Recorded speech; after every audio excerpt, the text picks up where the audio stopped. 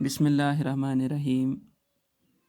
प्यारे बच्चों और तमाम वालिदैन को मेरी तरफ़ से अस्सलाम अलैकुम व रहमतुल्लाहि व बरकातहू। आज हम फिर कल का टॉपिक यानी कि कल जो क्लास था वो 7th, आज भी वही है। सब्जेक्ट था इंग्लिश, आज भी इंग्लिश ही है। तो कल हमने टोबैको द साइलेंट किलर पढ़ा था। आज उसी का एक सब टॉपिक है यूजेस ऑफ टोबैको।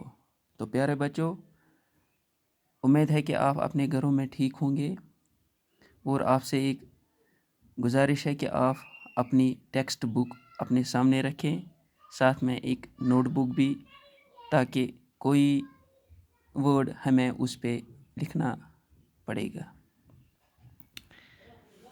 प्यारे बच्चों, तो पहले भी मैंने कहा कि ये क्लास 7th है, सब्जेक्ट इंग्लिश, एंड आज का टॉपिक जो हमारा रहेगा वो है यूजेस ऑफ टोबैको।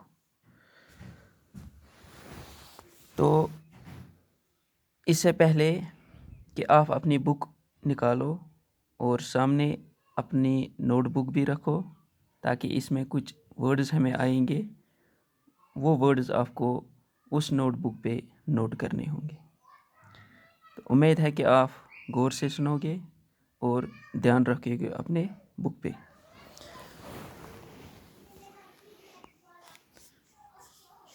बिस्मिल्लाहिर्रहमानिर्रहीम।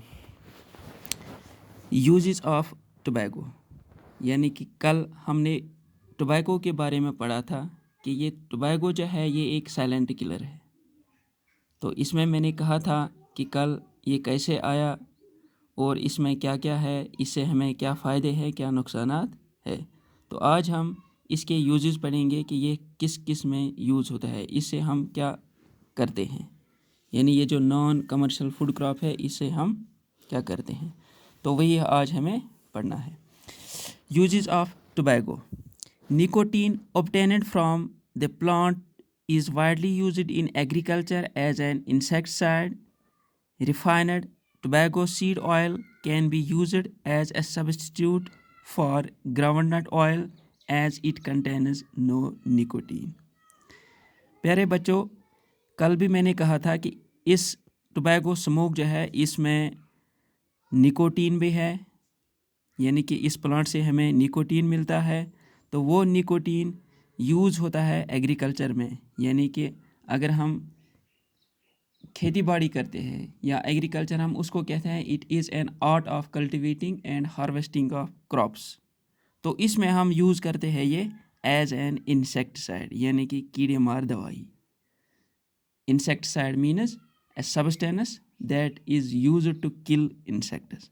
तो कीड़े मार दवाई में हम इसको यूज़ करते हैं निकोटीन को, जो निकोटीन इस स्मोक में पाया जाता है।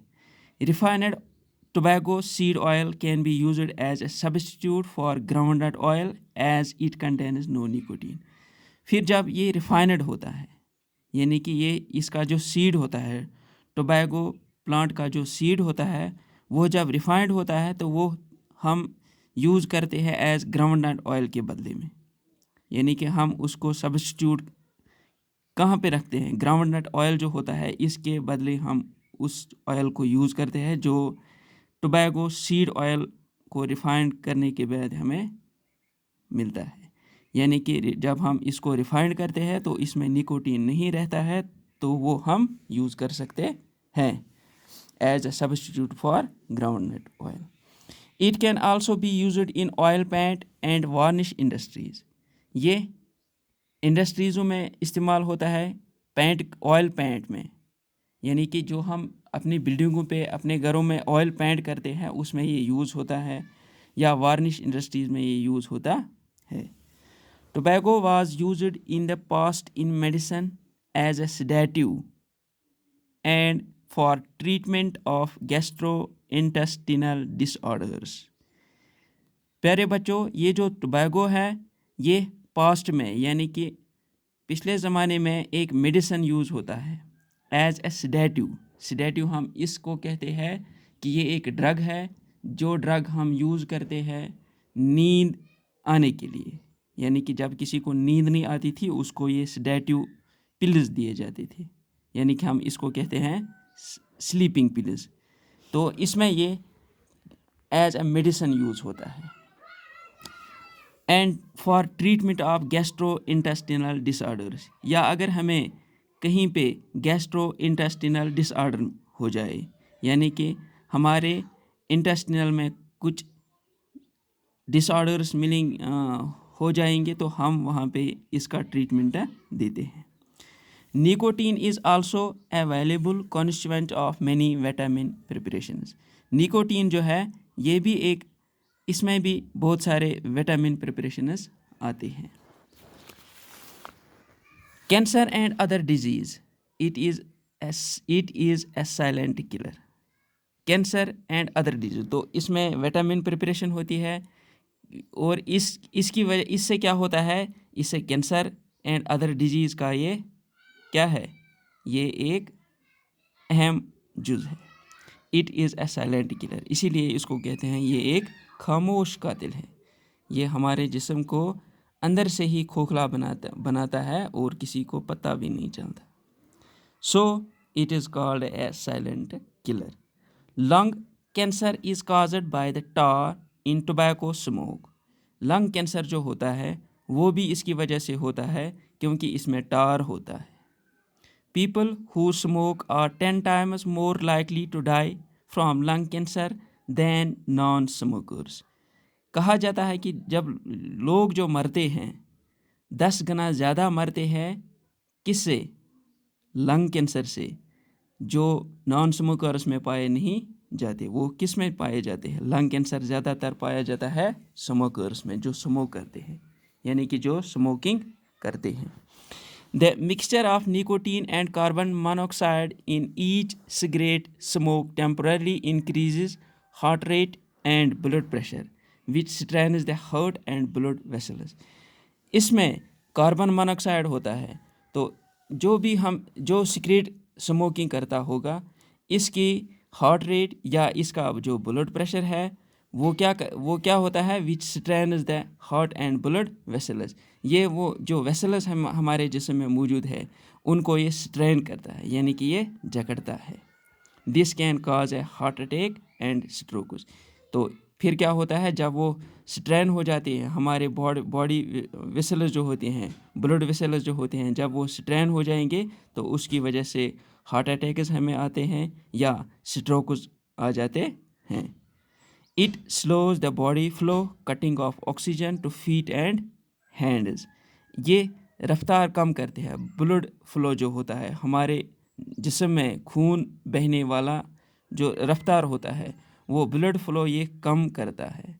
तो जिसकी वजह से हमारे जो बॉडी पार्ट्स है वहाँ पे ऑक्सीजन हमें नहीं मिल पाता है और हमें क्या करना पड़ता है, फिर some smokers end up having their limbs amputated. फिर इन स्मोकर्स के बॉडी में कुछ पार्ट्स हमें काटने पड़ते हैं क्योंकि वहाँ पे ऑक्सीजन फराहम नहीं होता है। Carbon monoxide decreases the oxygen supply to the muscles and brain making these organs stressed.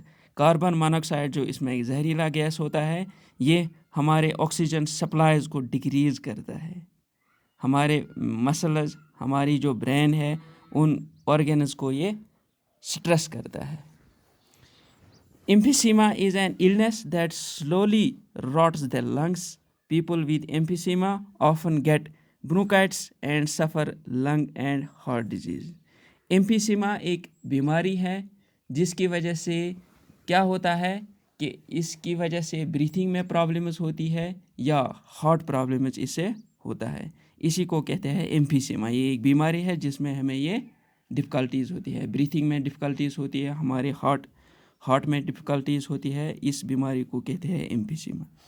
तो इसकी वजह से ये एम्फीसीमा हो जाता है। वो लोग जिनको ये एम्फीसीमा होता है उनका जो ब्रोंकाइटिस है यानी कि ब्रोंचियल ट्यूब होता है वो सफ़र करता है एंड उनको हार्ट डिजीज़ भी हो जाता है।